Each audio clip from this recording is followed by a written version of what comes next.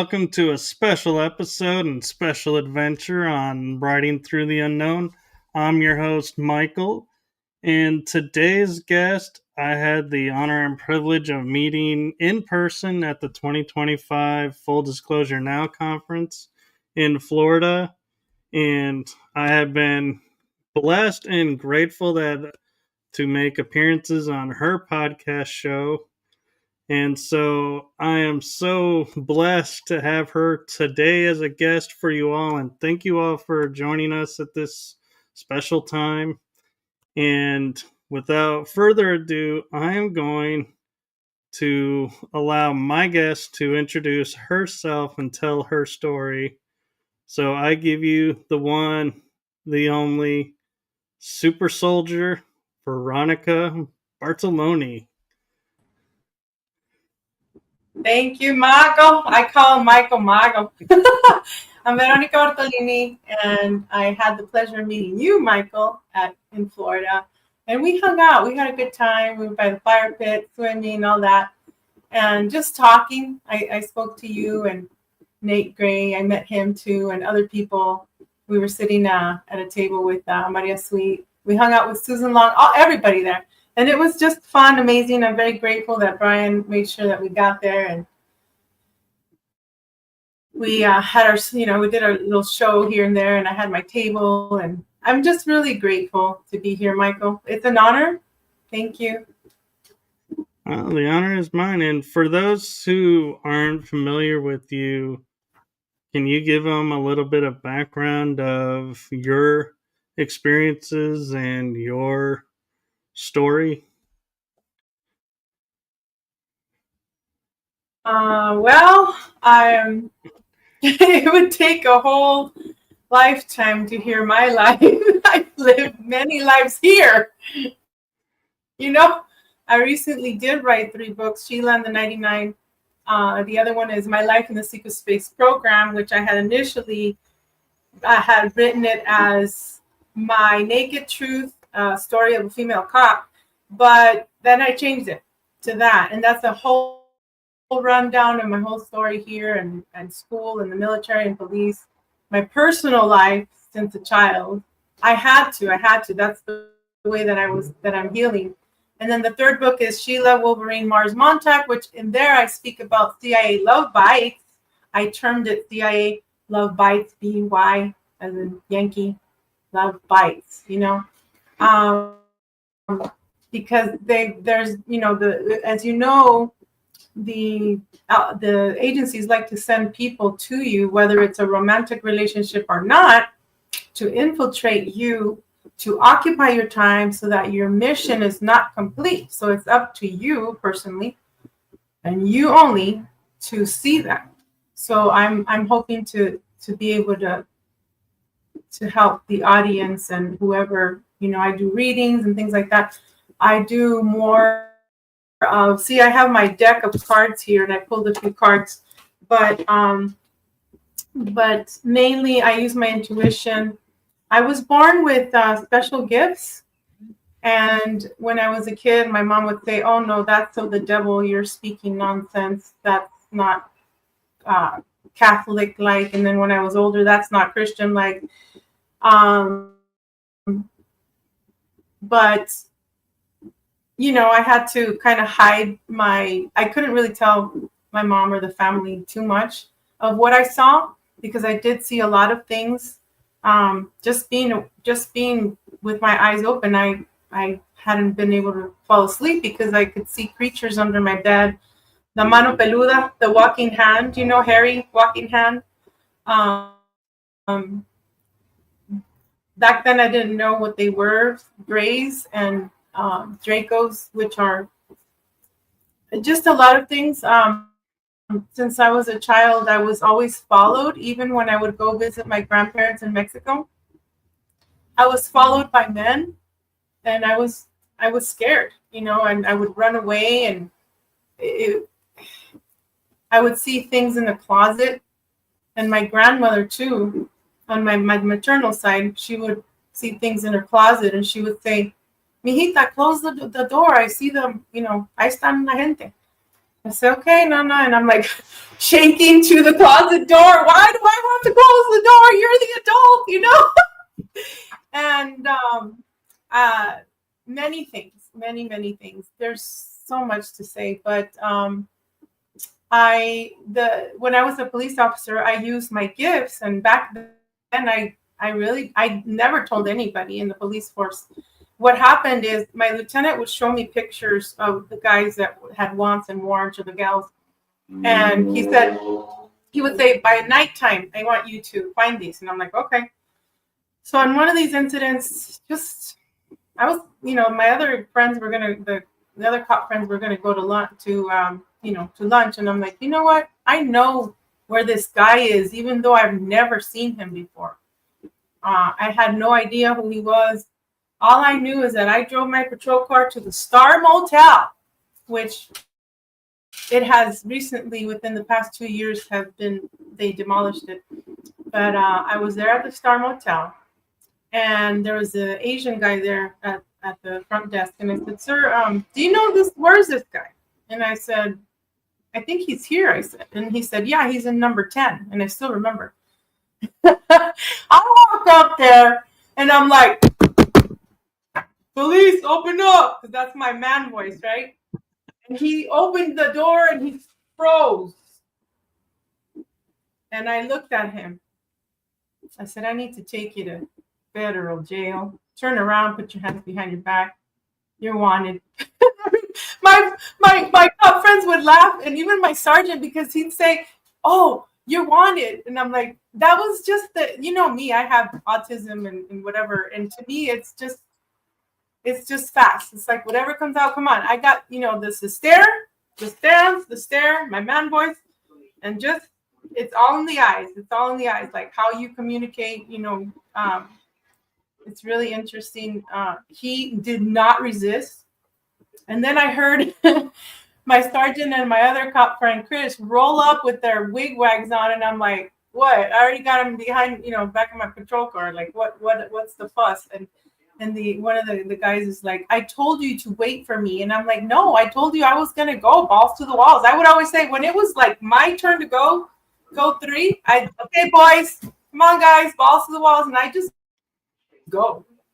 And the sergeant didn't like for me to be out on patrol when it was just him and myself doing traffic, because I was not going to just sit there twiddling my thumbs doing nothing. I'm like, okay, we don't have any calls. I'm going to go get somebody on traffic or somebody trying to pimp somebody off the street. And there was one time that I'm very proud. There was a young female that was, being prostituted, very young. And I talked to her and I said, look, do you still want to do this for the rest of your life? You can get killed here. You can get all kinds. I talked to her personally. She's like, miss, because they would say miss instead of ma'am. They'd say, miss, I don't want to be here anymore. And I'm like, okay, you got a place to go out of here? I'll take you. So I got special permission from my sergeant.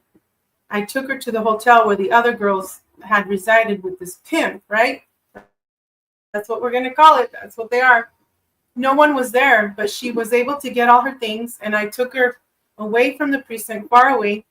And I met her friend. And I said, is it okay for her to stay here? And she said, yes. So I never saw her again on the south side of city of South Tucson. So I'm very happy that I was able to do that. My whole thing, being a 14-year-old back in the day, was wanting to help children my age and younger, because of all the trauma that I went through. You can read it in my book. With my parents, my dad, took his life when I was 13. And there's just a lot of stuff, trauma that happened left and right, nonstop in my life. So I said, when I grow up, I'm either going to be a doctor or a police officer, because I want to help kids like me. And that's why I became a police officer. I wanted to protect and serve. And I was in the military too. Then I had my awakening, Michael. And then we know. And now we know what's behind it, and the atrocities and the stuff that happens, that shouldn't happen. We should have justice, and justice for all is what I stand for. And as long as you have a real true heart, and and speak the truth, and do good to others and for others and yourself, then I think we got this. I think we can all come together in this world, with especially with everything that's going on right now. And with before AI, I ask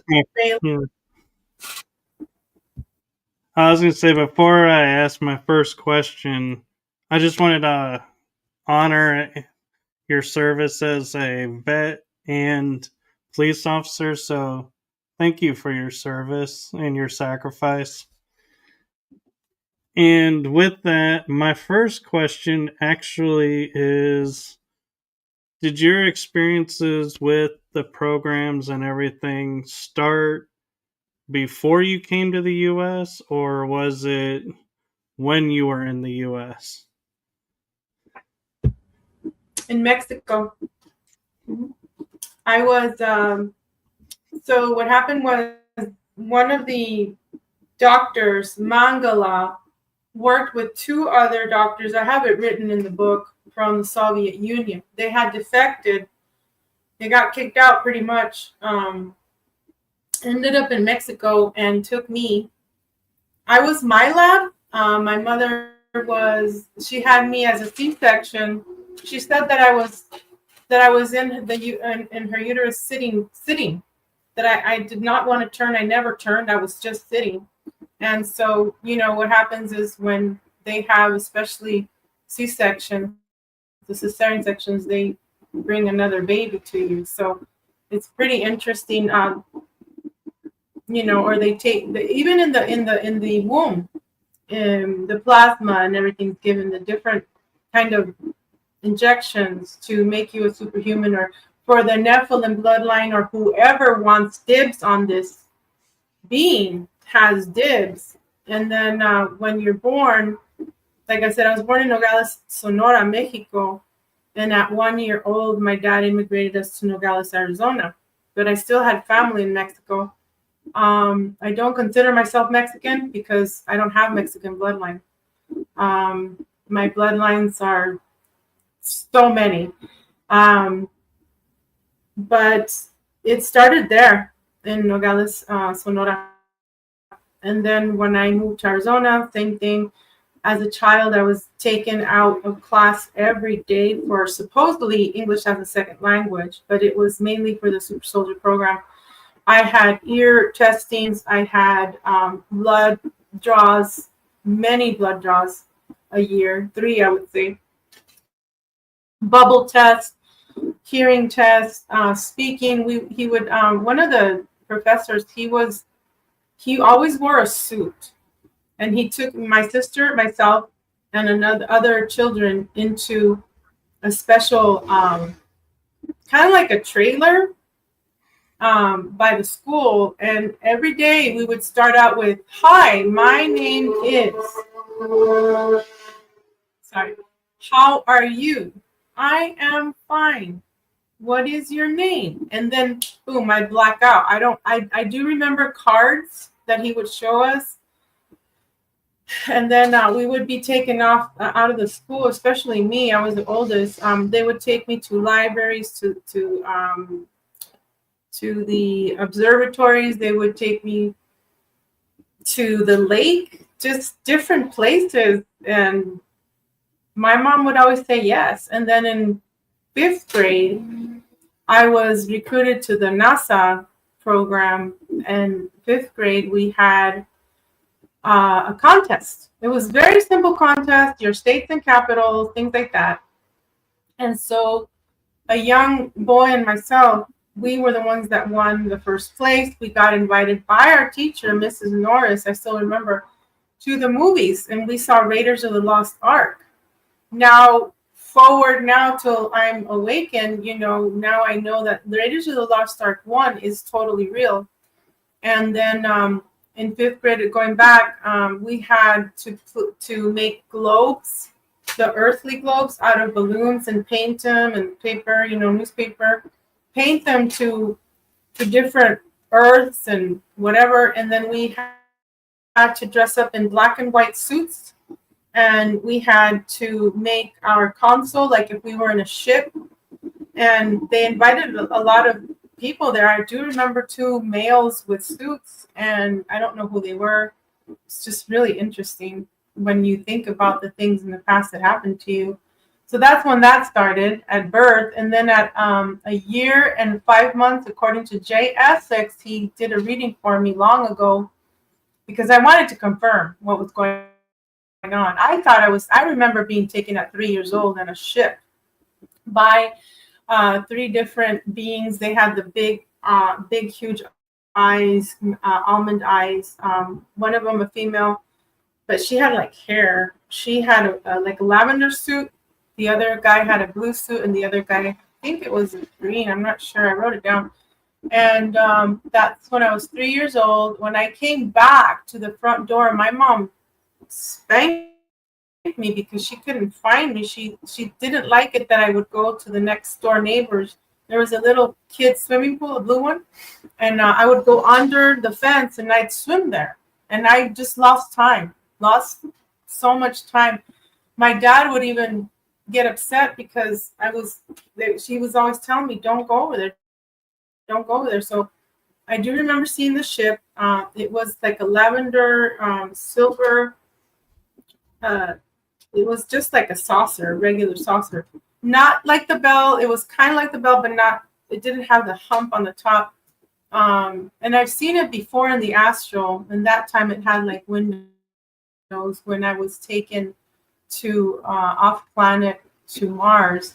But anyway, there were other children there that I remember in the ship, and they had us do. Sorry, it's the traffic. They had us do a lot of tests with like cubes and things like that, and with our mind. And they told me that I can levitate. And my mom, to this day, because I still sleepwalk. My father was a somnambulist. That's what they're called when you sleepwalk. And she would say, "Don't touch your dad because he can have a heart attack." Well, I didn't know. So I just followed him. My mom and I would follow him. So when I was a kid, I do remember that I woke up and my mom's like, "Do you remember putting on your backpack and you had your PJs and you were going to the door? You said, 'Mommy, tengo que ir a la escuela. I have to go to school.'" My thing was, I was programmed to be an A student. Like I had to be the best in school, for me to be accepted at home. If I brought any C's or B's, whack, whatever, no food or whatever. I don't know. It was tough. But anyway, I do remember floating. When I think about it, I see myself floating on top and watching me go out toward the door with my backpack. And I was wondering, why did she put me back to bed? But then that's when she said, yeah, that you wanted to go to school, and it was a Saturday. Saturday, right? Saturday turns. There's a lot. So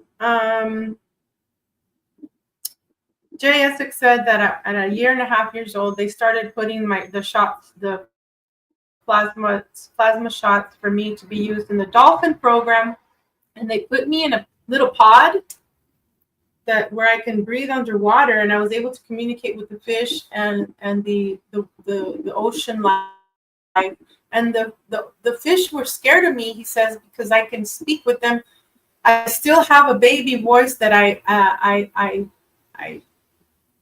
I remember speaking at when I was 9 years old with a certain baby voice when my little sister was born. And I still use it for my animals, or when I'm being silly with my kids or my family. And I always say I want to make some kind of cartoons with this baby voice that I have, because it's amazing. It's something happened to me. So I figured that it was that. It must have been. It's a very special voice. It must have been when I was underwater. So that was a year and a half, and I named the program Crystal Gates. I know it's called a dolphin program, but I named it Crystal Gates because I remember being in Sirius B, and there's 13 crystal cities, and I was a mermaid there, and I do have visions of when the AI wars happened, which I always say I come from the future because I have a lot of visions, and most of my visions and dreams come true. And I saw the AI wars, which is happening right now. Okay. the battlefield of the mind, the AI wars. People are being divided because there's a lot of stuff that's not real, but people are believing. Like the 3IA Atlas, that's part of Project Bluebeam, baby. But anyway, so I was there with the Dolphin program. I was in the Mars program. I was in Venus with Thor. Valiant Thor, he trained me. That's why I also use the Thor, the hammer, on my second book is that emblem, the cover there. Sheila the She-Hulk, I was in the Hulk program. I remember the experiments that they did. I busted out a few times because they couldn't control me. And I have several Sheila She-Hulks. The one behind me, she's the worst one. She has no, I don't know if you can see, but she has no remorse and she does not forgive. The green one, she's very mean too, but she'll have, she'll be more cool. We'll just say that. I have an amphibian fish-like mermaid that was in the tank underground in Antarctica. Somebody told me a few years ago that they rescued me, but I said, nah, bro, you did not rescue me. I rescued myself by finding out who I was and going back into my inner child and doing my healing. I won't believe people when they say, oh, well, you did this to me, you did that to me. And I'm like, well, that's your reality. I don't have that memory. I mean, it's just, there's a lot of things that happen in this community where people are wanting to, we'll just say, put spells on you in ways of speaking to, oh, I remember you did this, you did that. Oh, you hit me with this. Oh, you raped me. Oh, no, like that's also satanic. So we have to be careful. I do remember a lot of people, and like, for example, like Susan Long, I remember many people, but it's just really interesting. I finally met them here. So I'll have dreams of them when I didn't know them, like say 2017, 2018, then I meet them and I'm like, that was you. Like I could feel their frequency there. So there's like a fine line, there are people that like to make stuff up, but there are others that will be legit. So we have to be careful in this community because it's like a vehicle. If you take your vehicle to different mechanics and you let them, and if you let people infiltrate you and your aura and your vortex and your heart, then they're going to use you and abuse you. And then what? It's going to happen, Then you're not going to know who the heck you are. You're going to go crazy. But anyway, do you have any more questions or the audience? Because there's like a lot. Well, I'm curious because I figured out how to breathe underwater in fresh water. And when I get into like the salt water, like the oceans, it's like my mouth just rejects it and I start to get sick. And so I'm like, yep, I'm staying freshwater if I'm going to do it. But I was curious when you were talking about breathing underwater, if that was freshwater or saltwater. So I have memories of being in a tub and being able to breathe underwater when I was a child. And what I do is when you take a shower, there's a way that you can take the water in your nose without choking.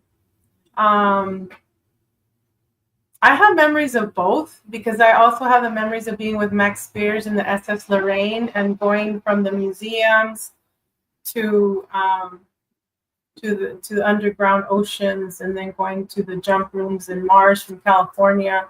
So it's both actually.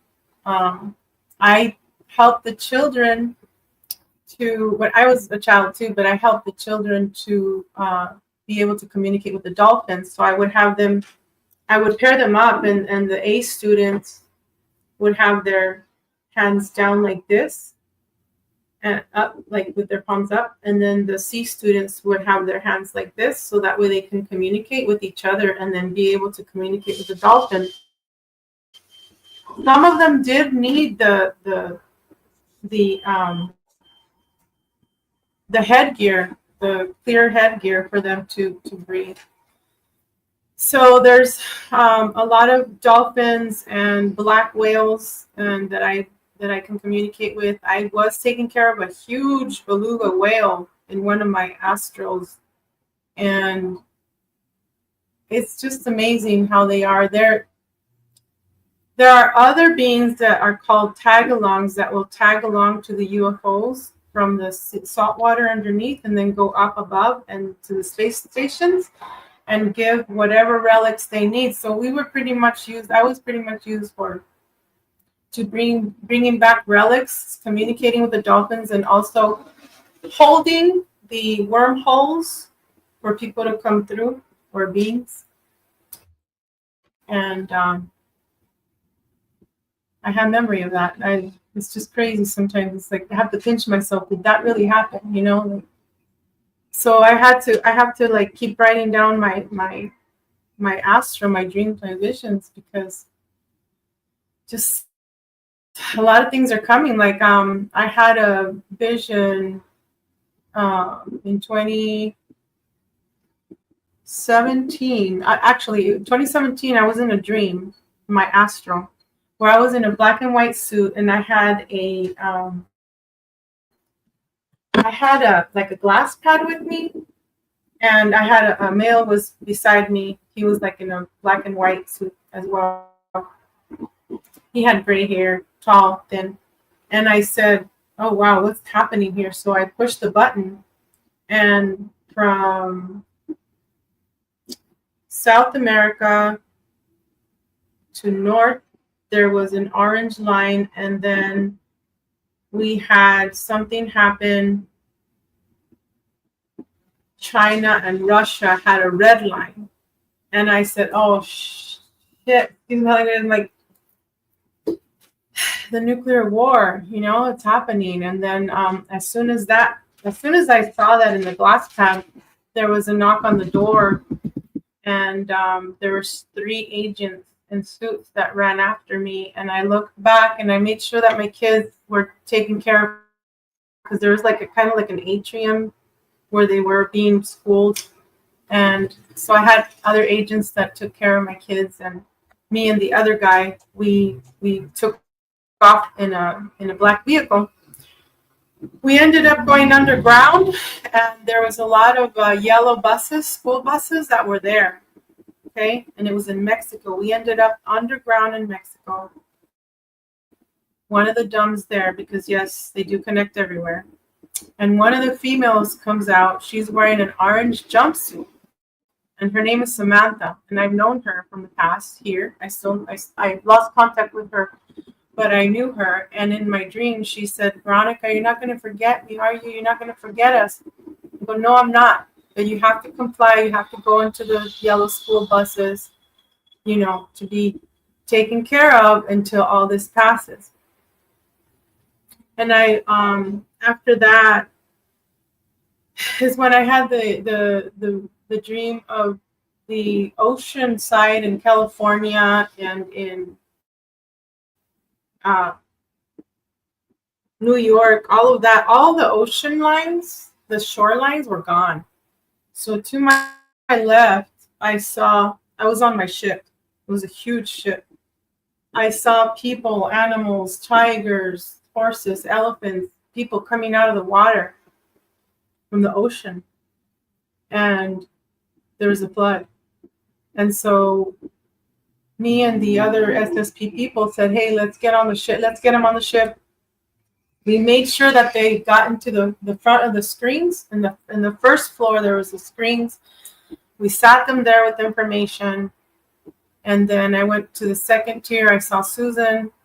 She was doing paperwork. And then on the third tier, that's when I saw Warner von Braun. And he asked me to forgive him because he had used me in the programs with President Bush and Reagan. And then I go up to the third tier, where there's special doors that are silver. One of my family members hands me the button, the red button, and I go in into where the closed doors are, they open, and there's Hillary Clinton sitting catatonic and other people that have hurt humanity and children.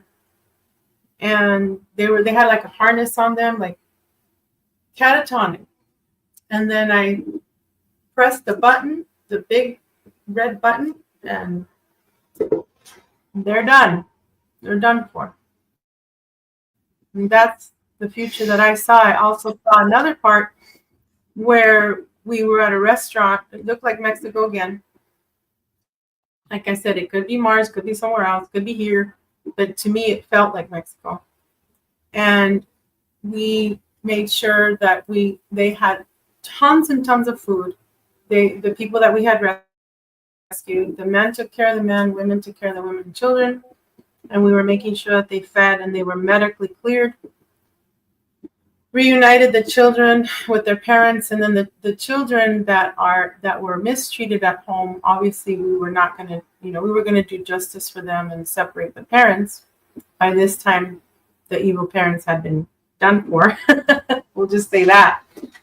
That's also connected to the Saturn program, where most of the children that we rescued, we took them to Saturn, where there's a mansion that was Mason, Illuminati. It was actually from the evil side, but we took it over, and it still had the black and white tiles, and it had the stairs would go like this, like concave.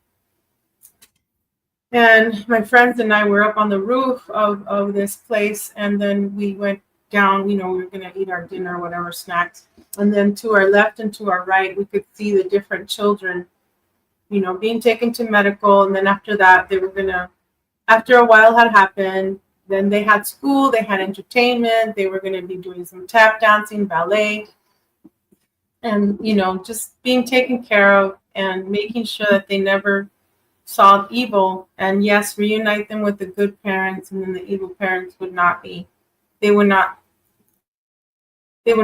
them again, because we didn't want them to be mistreated or hurt and things like that.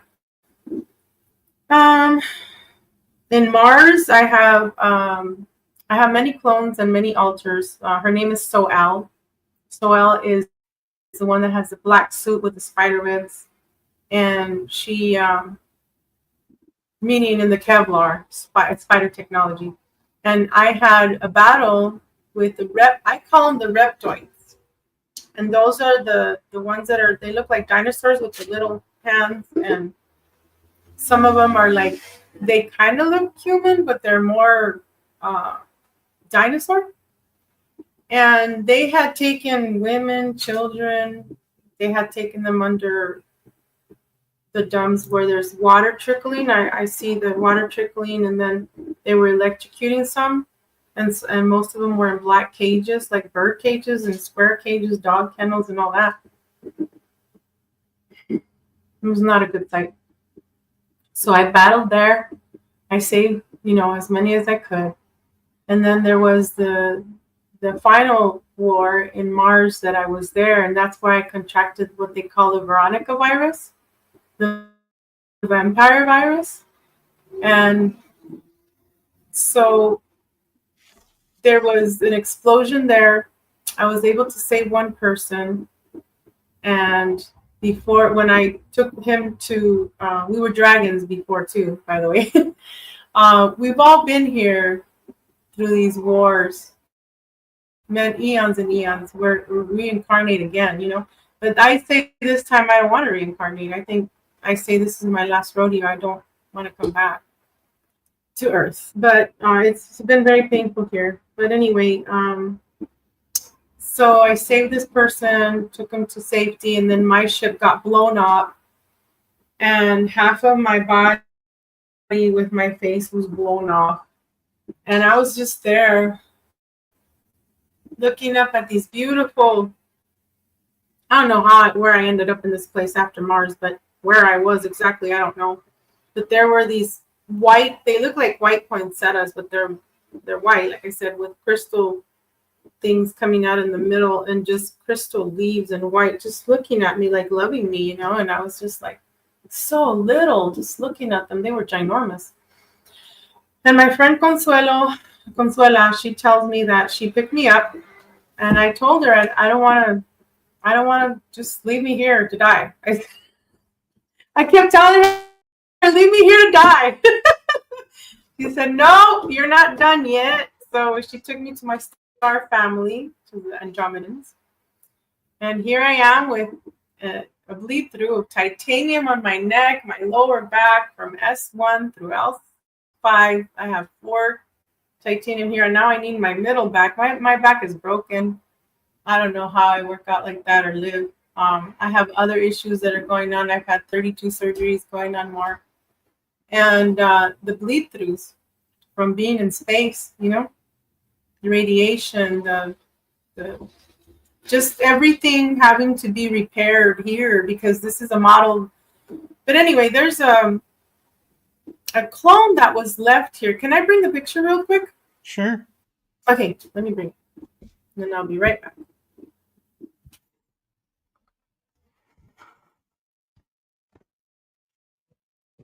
Yeah, I'm finding it interesting that her experiences are in Mexico as well as the US, so the programs are not isolated to just the United States. So keep that in mind, and that's why I wanted to see that point come forward. Is this is not just the United States government doing this; that it's global with these programs. And there. Should we go? Yeah, it is global. This is my picture of when I was little. I was 4 years old, and I had red fiery hair. My mom says I blew up like an Oompa Loompa or like the blueberry had nothing. Willie, chocolate in the Charlie in the chocolate factory. She says because I was allergic to cortisone, and they gave me cortisone, and I blew up. Like I was never fat like that. I was just, because of the. So there's my giant Nephilim bloodline, red hair, green eyes, hazel. I was born with blonde hair. So this is what happened, okay? And I did write about it. I was sitting, there was something going on. I was living in Nogales, Arizona with my parents, and there was like a reunion on a party. And then I was just, with the Q-tip in my ear here. And then I heard, it was not really an audible voice, but it was a male voice that said, what would happen? I wonder what would happen if you inserted the Q-tip all the way using the back of the chair this way. And it was actually this ear, my left ear. And so I did that. There was blood everywhere. I busted my eardrum. My mom had to take me to the emergency. And that's why they gave me the cortisone, and then I blew up. So this is the clone they left behind. Now, I talked to one of my family members just yesterday, and she said, well, so the Veronica that we had, the Vero that we had was not you? And I said, no. I said, I'm back. I've been back for, I would say 5 years. 4 or 5 years. They've left many clones. I did many what they call 20 and backs, which is something Corey Good coined, not me. But many, not just one, not just two, not just three. They can keep you in space as long as they want. They just age regress you. Now, I have a twin. I have many of me, but I have, I want to tell you guys, I'm glad I remembered. So there's this one time when I went to bed, and I wake up in my bed, but instead of my head being toward the headboard, it was toward my feet. And I wake up and I open my eyes and I look up, and I am coming. My other me is coming in my gym uniform. I usually wear black, and then with my headphones and my bandana. So I walk in and I'm listening to the music. And when I sit down toward me, the other me, back toward my back to my other me. Get it? Right. And then I wake, I'm like, hey, Vero. I tell myself, hey, don't fall asleep. And I wake up. So, and I've seen many me's in the astral. So what happens is with Manhattan Project and all the project Looking Glass and everything, they try and put you back to where you were taken, but they misplace you. Look up Andrew Basiago. He talks about this, Pegasus. And Manhattan Project, you can look up Al Bealey. I'll give you links if you want. And then they misplace you, so you got 2, 3 of you, you know? And then they hope that you don't run into you. And then you wonder, why am I looking younger? Why am I looking? Because they age regress. Wow. Why can't I fit into my Nike Sheila She-Hulks that I was able to fit in before the major cancer hit 2.5 years ago? I can't fit into them anymore. Even though I was big then too. You know what I'm saying? So sometimes we go small, sometimes we go big, depending. I have many dreams that I'm going through windows, through walls, through mirrors. And there was one dream that I got to tell you. Can I tell you? Yeah. Okay, I was in my apartment. I fell asleep. I wake up in my apartment in the bathroom. Same bathroom. But there isn't any of my cute little things, makeup, toiletry, my girl stuff, right? My deodorant, nothing. It's just plain. And I'm looking and I'm sitting there standing up, looking at myself in the mirror. I'm like, what? And I go and I open the door to my bedroom. And guess what? I'm sleeping. I'm like, ooh, I better close the door. So then I go outside and I'm in Mexico. In my grandmother, there's a lot of things that happen in my grandmother's home. In my Nana Juana, I call her Nana Juana, Juanita.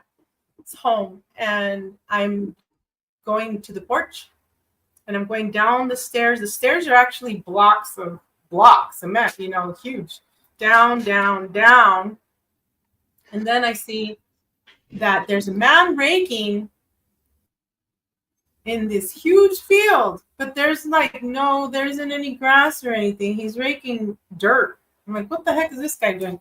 So then I see a cave, and he has these animals in glass. Tigers, the white horse, elephants, dogs, wolves, you name it.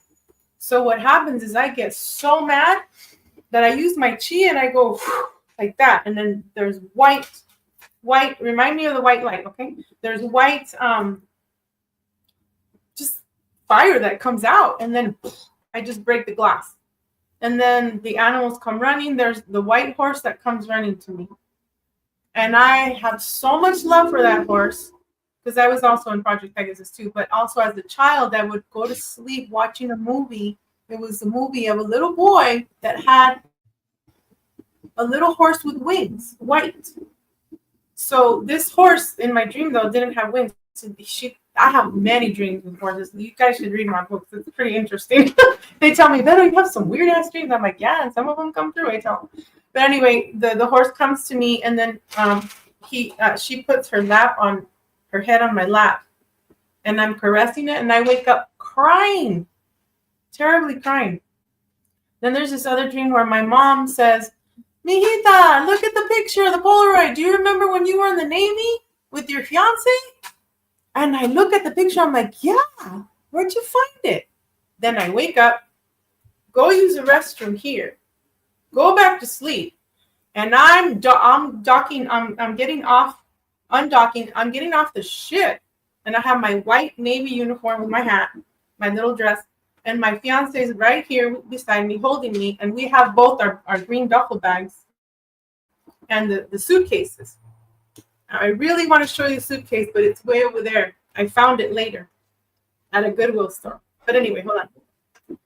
So I wake up. I'm in the dream, and we're all happy. And he's like, hey, you want to go get the ice cream after we eat? And I said, sure. So then what ends up happening is there's a little girl that runs to me. She has braids. She's kind of like, she's dark skinned, real beautiful, medium skin. And then she runs to me, and I save her, and I take her to the Elvis Presley that in Vegas, what is that edificio called? The building. Anyway, I take the little girl to, guess who? Peter the Insider from ACIO. And he's behind a huge glass, like those meat departments, but there's no meat in there. It's just his desk with the glass. Right. And I take her to him, and I said, "Take care of her, Peter, because I have to go get her things. I got to find out what's going on with her. Change. I don't know if she has a diaper or what. Like, I got to find some clothes or whatever, linens, whatever." She gives him a hug, and Peter the Insider is very stern. Like, he didn't want a hug, but then I go over there and give him a hug, and he's like, "Okay, get off me," So then I go into the back to the ship, and I'm in one of the how do you say, it's where they have all their medical supplies in the lockers. And so I'm opening that, I saw Johnson & Johnson talc, and I'm like, I don't know about this. I don't know if it was recalled in my dream. I was like, what should I get her? Okay, wipes, get her some, I don't know, diapers, some clothes, I don't know. So I was bagging that up, right? And then I finish, and I go back into the bottom of the ship in where they have all the rafts and things like that, like just extra supplies. And there is my fiance in a potato bag. Just they put it over his head and his body, and the two males said, "B, if you don't come back to work for us, we're gonna kill your fiance." And I woke up screaming, crying. I had to call my friend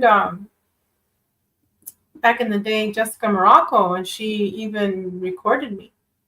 She said, "Yeah, it was a memory. And your fiance's name started with because I said my fiance's name, I think it starts with an L as in Lincoln." She goes, "Yeah, it could be Lenny." And I'm like, I don't know. I'm still baffled by that memory. And then later on, when I wanted to manifest to get out of my apartment, the other one, because what happened is, I don't know if you guys have heard of Max Spears, but he spoke about that they sent roaches to him and fire, like the Ring of Fire. So what happened to me is, I had been living there for 5 years without a problem. And all of a sudden, the roaches are infesting the apartments. Later on, Jessica Morocco told me that it was a hologram based in Arizona that they do that. And then I also researched that the Japanese had these roaches that you can command them to stop, start, stop, start. And that crap is real. So she said, "Yeah, they're doing that to you on purpose." She said that I've been targeted so many times. They've broken into my apartment. They've broken into my mom's apartment house twice. They followed my sister. They followed me. They try and mess around with my kids in the work. They tried asking questions about me out of the blue. "Do you know who your mom is?" They're like, "What do you mean?" Bullshit like that, which I do not consent. I return that shit to sender, man. Sorry, excuse me. I gotta calm down, Sheila. Calm down. But so where was I? You're talking about coming back in one of your dreams after your fiance at the time had a potato sack. Yeah. So then when then the fire comes. I was baking something, and the whole thing turned on fire, and I didn't have an fire extinguisher, so I used my hands, and I in my mind I thought, hold, freeze, and somehow it froze. It just stopped. And then I said, you know what? I need to get out of there. And I went to the Goodwill. Something told me go to the Goodwill, and I found a suitcase. And I'll send you a picture of it.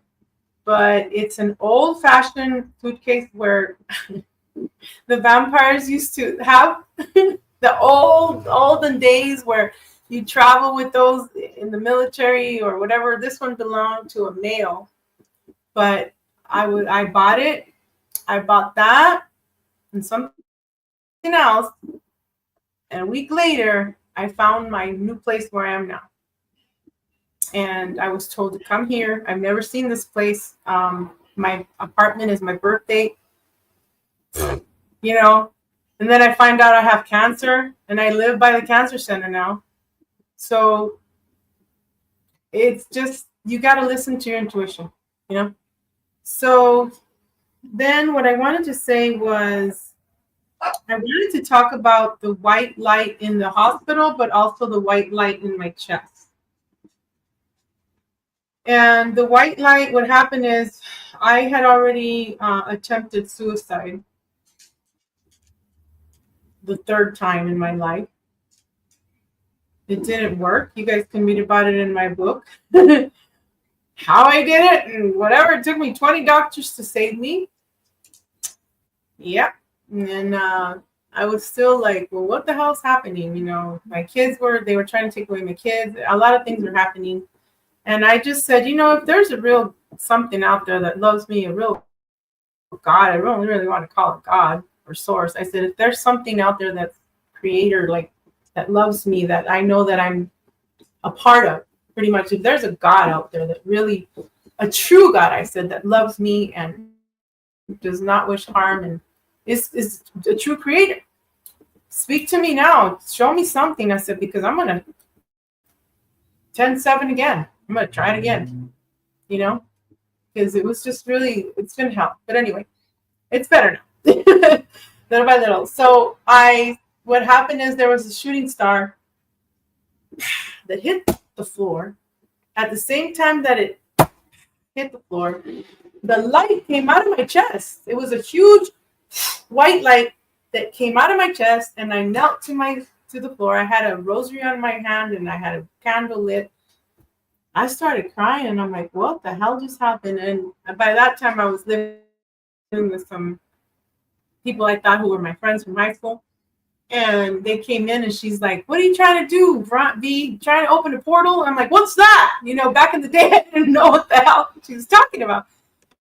And we went outside. We asked the neighbors, hey, you know, did you guys see that light, that shooting star hit? And they said there was a couple, male and a female. We heard it and we saw it. But then we look on the floor, there's nothing there. No hole, no burn, nothing. So I'm thinking, what the hell was that, right? And it wasn't until a few years ago I found out it was me. Some people call it a walk-in. Nope, that was my real me coming back. That was my real me. So I'm back, baby. And it's been a journey, Mag, and it's a pleasure to meet you. I have more, but you know, we're already going to be done, right? It's an hour. We can, and yeah, and we can do another show another time or whatever. Definitely, and I'm finding it interesting how you talk about you have no connection to no bloodline to Mexico and all of this, but yet all your dreams that you share are in Mexico, and it's like most of them, yeah. And then Mars, yeah. Are you sure you don't have a tie there? No, I have a tie. I have a tie to the Dominican Republic. My mother is Dominican Republic, and then she has a great grandmother from India, and she has a grandmother. My great grandmother is from Germany. She's German. Her last name is Ritchie. My grandfather is on her dad is Ashkenazi Jew. Gomez is the last name. We are also from Spain on both sides of the family. My dad has Persian blood and Italian and French. My mom also has French. There's a lot of dreams that take place here on the south side of town by Bilby and Fontana, where I live. I've been taken to through portals to Mars, Uranus. Yes, there is life in Uranus. I've been in Pluto with the Wolfmen and the Dogmen. I've fought against them many times. The blue Dogmen do not like me. I just open their mouths and throw them, against whatever. I wouldn't like you either doing that. They're not going to mess with me. So Wolfmen, most of the Wolfmen are my brothers because I have wolf blood. I have dragon blood. I have mermaid blood DNA. dolphin. I have some lion, some lyrian. My kids are both Leos. I have cats. I have 2 cats and a German Shepherd. My Lola, she came into my dream in 2017 as a white wolf. Behind her, there was a bunch of little coyotes, little dogs. And she said, "Mother," to me. And I woke up and I'm like, what the hell does this mean? She was white and had the brown hair on her ears. And 4 years ago, I found her in the desert with babies. She's my German Shepherd. She's my helper. And I found a home for all 10 puppies because the 11th one was dead. And I got help from some of the public for the food and everything. And I found homes for all of them. So she's my rescue hero. She's my mother. I'm her mother. I rescued 2 cats also. So. No, that's beautiful that you have that, and thank you. It's kind of interesting because for me in my personal life, going through what I was going through, it was like, if this is what the family line's going to be like, then it ends with me because I don't want it to go further. And then my sister did the family tree, and I took it over and ran it deeper. And I was surprised at what I was learning in my family tree and going, whoops, this bloodline does need to continue. And so now I'm kind of like, oh, I'm the last of the bloodline males. And so it's like, I'm like, yeah, I better, continue hopefully it. Find someone soon and continue the bloodline. Yeah. The last of the Mohicans. Yeah. Yeah, I was born like what they call a purple butt. So I have the yellow and then the Syrian. So it's the mammalian and the dragon. A lot of us have the mammalian and the reptile. So there's a battle within us, and Max Spears talks about that too. And I'm O negative rhesus, and my mother was O negative. My father, my great grandmother, my grandmother, everyone in my parents' mother and father and grandparents were O negative. So we are the what they call the blue bloods, because if you get a cut or whatever, and the oxygen, the air hits it, it turns copper. So the blue blood, and then we have most of the power within our lungs. And they just recently took my lower left lung, but I'm still very powerful. So thank you for having me on, and I hope you do find someone that can create for you. I'm sure as the missions and everything settles, time for that will come. And as you say, we live pretty much forever. So, yeah, we manipulate time, so we can always go back and be like, hey, I'm not in my 80s no more. I'm back in my 40s. Let's go. Yep. Yeah, we're usually like 20 years younger, I believe, than what they want us to be. Something like that with the age regressions. And I can change timelines too. I'm a time traveler, Andromeda 1800. Sometimes I travel with my briefcase. Sometimes I don't. Sometimes it's just me. Can I just say one more thing? Sure. Okay, so there was a dream that I had my case, what I call my black CIA case that I bought since I was in like a junior or senior in high school. And there was a swimming pool, an inside swimming pool. I have a lot of dreams of swimming pools too in the ocean. But anyway, there was a swimming pool full of men. And I was the only female. And my briefcase was open. And then along comes a white male, older gentleman. He had glasses. He had a salt and pepper, a little bit of hair left here, and then mustache. And he had on a navy uniform. He had his medals here on each side. And he came with another agent, and he said, Veronica, he pointed at me. He said, we will be with you when the scorpion marries the spider.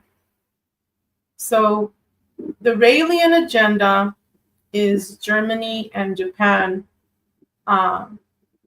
Pretty much the Fabian agenda, the transhumanism agenda, where you see the old Da Vinci picture, right? Where it's man touching the god, right? One of the wannabe gods.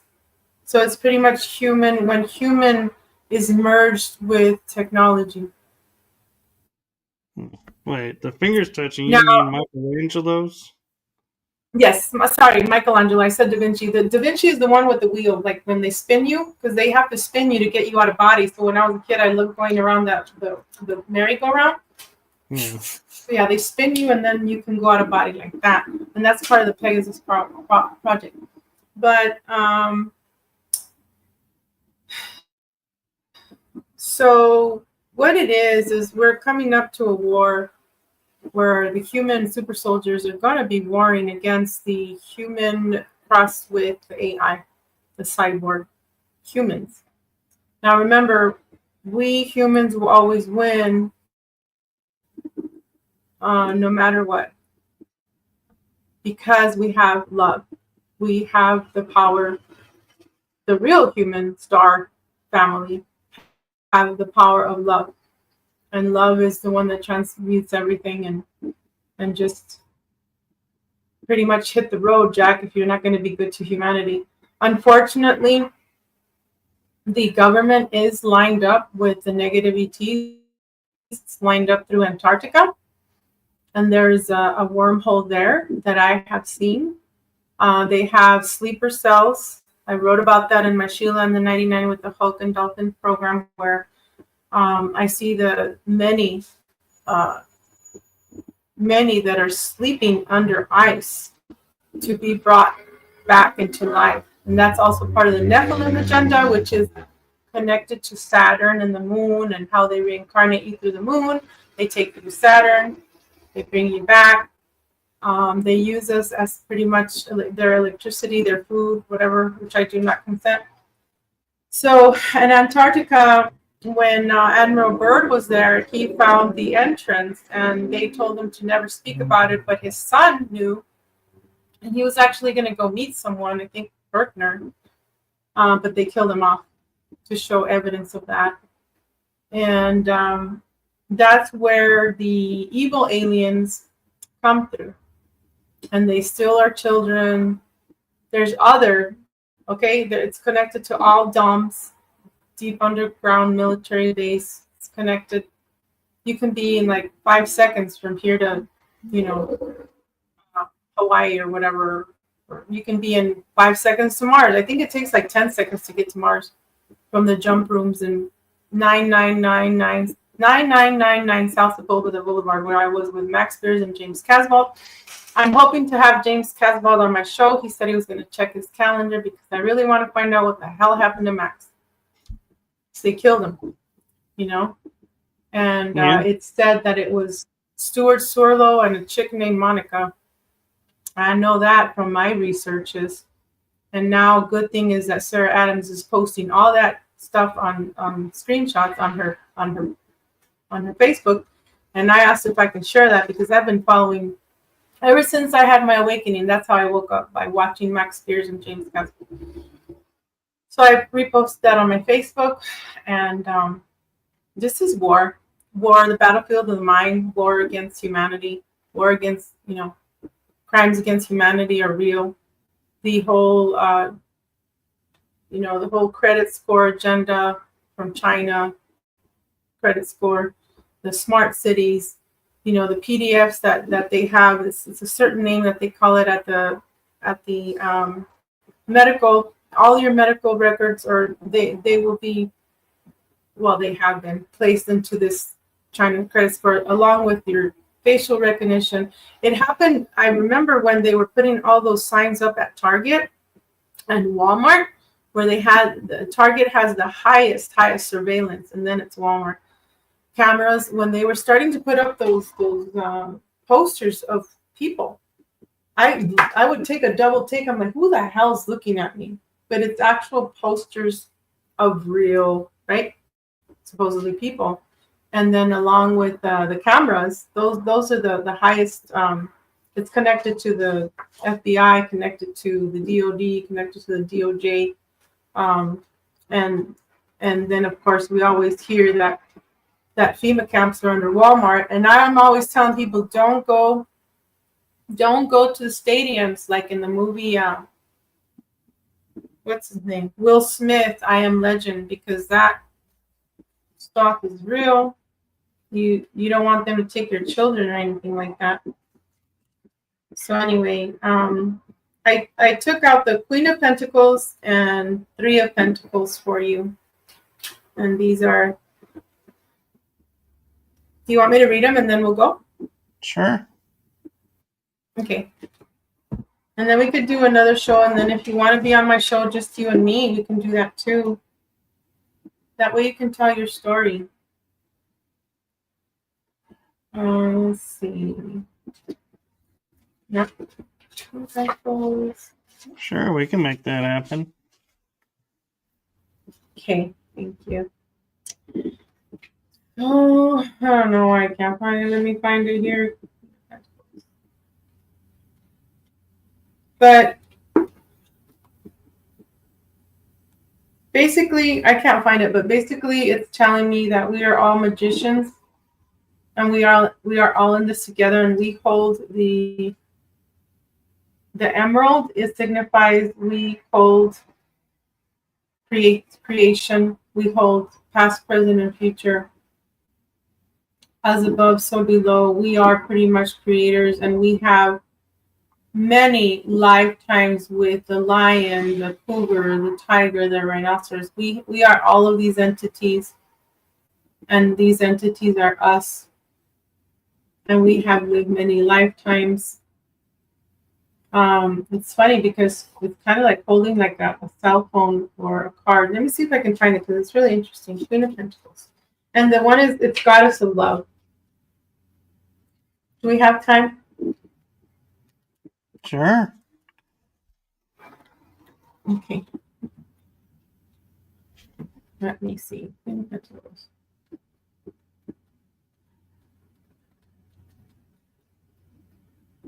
It's not showing up. Hold on just a second. Let me find it here. And the other one is Three of Pentacles, which has the pyramid and the Naga, which we also come, we've also lived with the serpents, and some of us have been overlaid with the serpent bloodline. And then also the pyramids hold the secrets, as we know, and there's one that should hold, the paw also holds more maps for us, and that the pomegranate is pretty much life. It's showing us how we can go from life to death, and that we are responsible for our creation. And whatever, we can how do you say, we can with our heart, see on the top it's being sacrificed. If we know that we are the owners of our heart, we can actually be helping others to empower. Okay, here we go.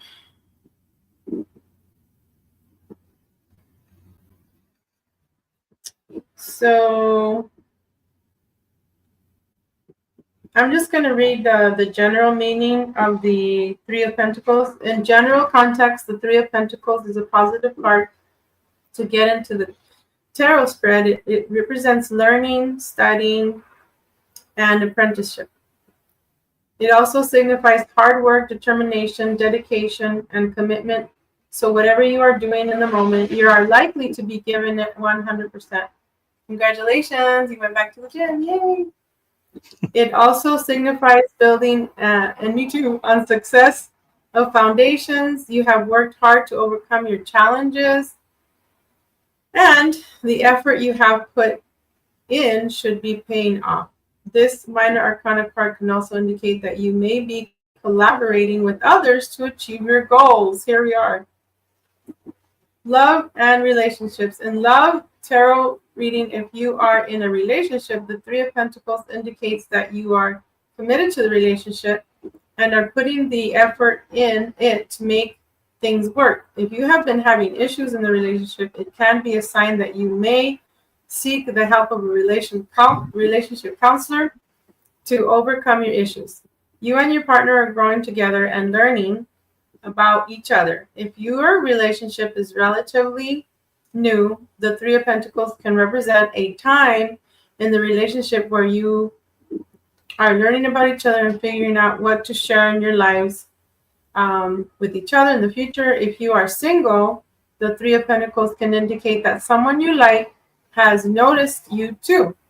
It can also mean that you may meet a potential partner through work or study. See, you even said that. You even said, hey, after the missions, right? Right. Or maybe during the mission?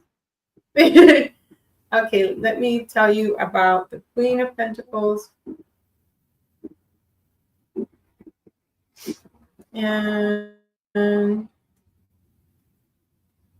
Queen of Pentacles. The Queen of Pentacles card deposits a beautiful woman sitting on a decorated throne holding a golden coin. Okay, well, this one holds a card.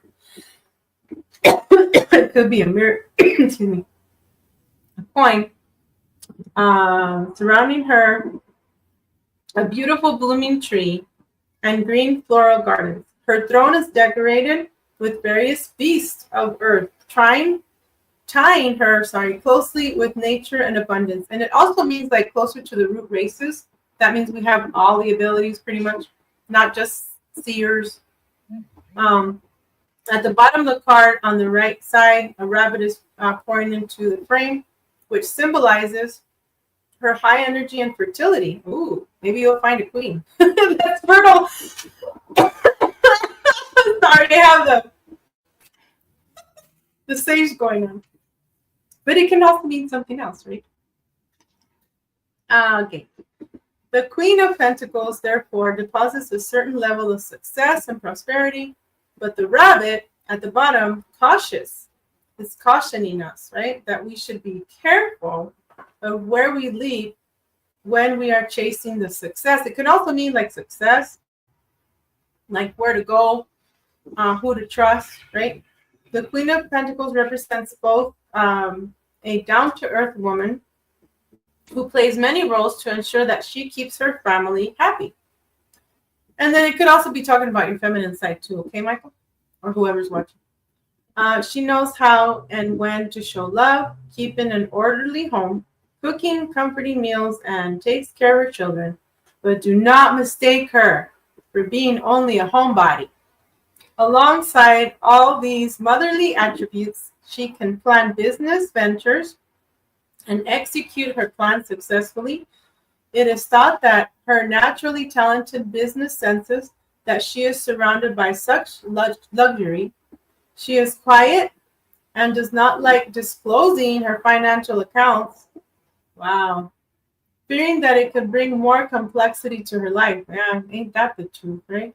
Which she desires to keep rather simple. She may have secret bank accounts and nobody knows about, for she may choose to be careful, vigilant, and self-sufficient.